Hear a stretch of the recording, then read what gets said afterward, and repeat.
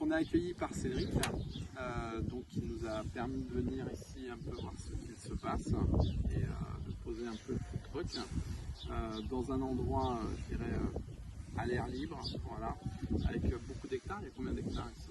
Il y a une trentaine d'hectares, 30 hectares du siège de la ferme, répartis entre le maraîchage, des prairies pour les animaux, chèvres et cochons, et aussi un peu de grande culture, ça fait grande culture, donc blé, porc, pour le sol, pour faire une rotation de culture. D'accord, donc bien vaste. Et du coup, si tu peux nous raconter un petit peu, je dirais, la fondation un peu de ce site-là. Ben en fait, c'est avec Florence, ma femme, et moi, il y a 13 ans, ça fait un peu une remise en cause, c'était à la crise de la trentaine en fait. Et on a voulu redonner un peu de sens à notre vie. On a toujours été profondément nourris des problèmes écologiques et environnementaux. Et on s'est dit qu'une des portes pour défendre l'écologie, l'environnement, tout ça, c'est pour nous l'agriculture. Parce que c'est vrai que les agriculteurs sont les premiers en contact avec la nature et c'est un peu eux qui dessinent un peu les paysages en France et qui dictent un peu la façon de produire et donc de manger qu'il y avait derrière. Donc à présent, on a décidé de monter, de se lancer dans une reconversion professionnelle. Moi j'étais dans l'animation culturelle et Florence était dans le milieu médico-social. Et donc une formation, retour à l'école, recherche de terre, et on a trouvé ce site qui était une plaine céréalière où l'agriculteur partait à la retraite et cherchait un jeune pour installer en élevage. Et vous êtes originaire du site? De La Rochelle, oui. Enfin, moi j'ai fait mon enfance à La Rochelle, après j'ai pas mal voyagé pour la guerre, pas mal en France. Trop de pression, tout ça, donc on a décidé de lever le pied, de déléguer l'élevage à des amis et de laisser les terres à des jeunes qui avaient un projet de maraîchage. Voilà, et donc nous on a décidé de se concentrer plus sur la partie commercialisation, donc c'est là qu'on a dit on essaye aussi de citer nos voisins conventionnels à passer en bio et en leur démontrant que effectivement économiquement c'est possible, c'est faisable et que même on s'en sort maintenant même mieux que certains conventionnels qui sont un peu pris à la gorge et qui n'arrivent pas à fixer leur prix, tout ça. Donc, nous on fait vraiment la promotion du bio, de la vente directe, des circuits courts. Vous avez donc par votre engouement autour du bio, mais du bien-faire autour de ce que vous faisiez, fait en sorte que d'autres aussi passent vers un autre type d'agriculture, un autre type de production. C'est ça, ouais, c'était vraiment faire la promotion, parce que quand on s'installait, on était les seuls bio du coin, donc il y a 13 ans, et beaucoup ont rigolé en disant, les agriculteurs du coin, ils ont cassé la gueule, le bio c'est pas rentable, ça peut pas marcher, ça produit pas assez, et tout ça. Alors c'est sûr qu'on produit moins qu'eux, mais on produit mieux, et la valeur ajoutée au niveau de la qualité permet de mieux vivre. On n'a pas d'entrants, donc du coup les marges sur même les productions de céréales sont beaucoup plus importantes qu'en conventionnel. Et puis c'est ce que veut maintenant la plupart des citoyens, de la population. Ils en ont marre des poulets OGM, des salades lavées à la javel,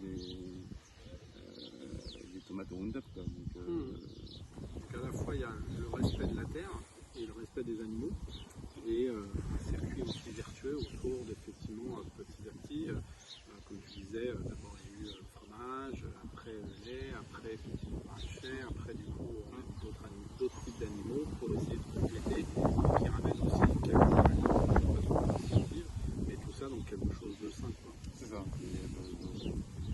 Créer un cercle vertueux avec le fumier des chefs qui sert aux maraîchers pour la production des tomates, les tomates avariées, les courgettes où en ce moment il y a des melons qui sont mangés là, par les rongeurs et tout ça, ça va melons aussi dans le cochon parce que et du coup la production donc elle est livrée quoi, dans des coopératives, dans des grandes surfaces alors là les producteurs, maintenant les c'est du magasin ici à la ferme des gens. Il y a déjà eu le magasin qui s'est implanté là pour déjà produire dans ce magasin-là.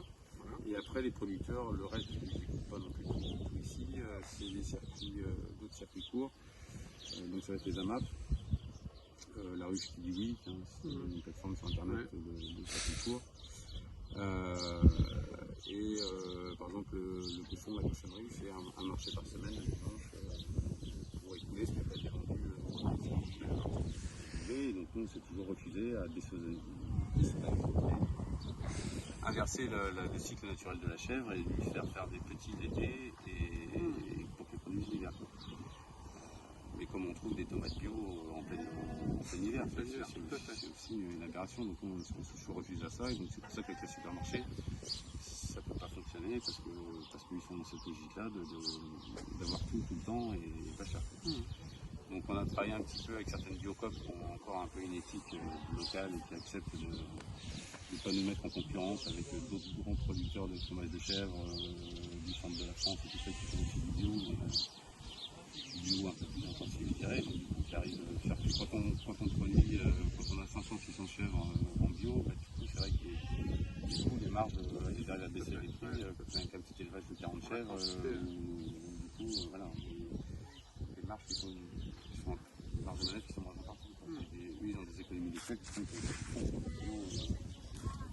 pas trop cher, enfin, donc il y a beaucoup d'énergie que tu as passé, vous avez passé avec Florence ces 15 dernières années pour faire ça. Donc j'ai entendu aussi que du coup il y a eu des alliances, des partenariats avec d'autres à côté, qui restent évidemment dans la même éthique, dans la même logique, etc.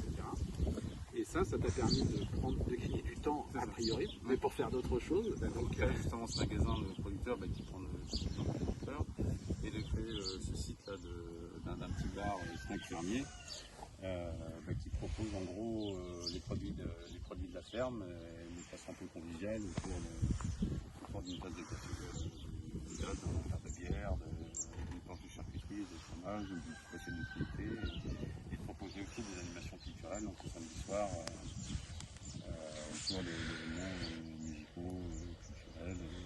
D'avoir une programmation du coup qui amène aussi des personnes à venir vivre d'une autre manière ce que vous faites, voilà, et puis passer aussi du bon temps. C'est ça, finalement. C'est important. Donc on passe là d'un métier à quelque chose de multidiscipline, puisque voilà, je peux appeler ça aussi un tiers-lieu. À la fois, il y a du métier, il y a du travail autour de la terre, autour des animaux, et puis culturel. Voilà, ça s'organise pour pouvoir avoir les permis d'exploitation, je disais tout à l'heure, pouvoir avoir les normes qui permettent aussi d'accueillir ce monde. Et donc ça, vous avez débuté ça cette année?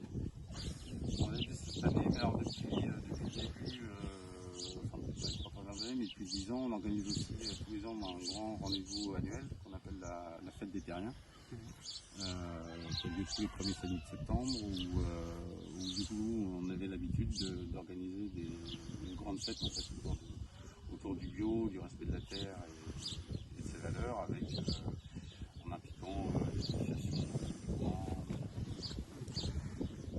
Donc un homme de projet, et une femme de projet avec Florence, et quels sont quelque part les développements d'autres projets futurs éventuels C'est vrai que de plus en plus, là, ça ressemble de plus en plus à un tiers-lieu, donc on a une fête d'hébergement, de camping, hébergement toujours,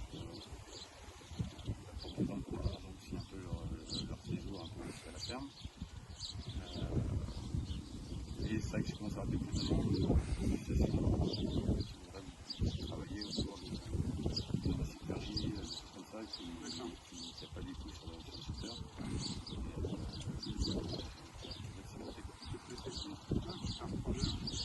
On renforce encore plus le lien social et le vivre ensemble, mais dans le faire, pour le coup. Voilà. Donc, c'est très bien. Donc, ça, un tiers-lieu qui existe déjà en soi par rapport à ce que vous avez créé, et donc se développer avec d'autres systèmes d'innovation qui sont aussi des besoins pour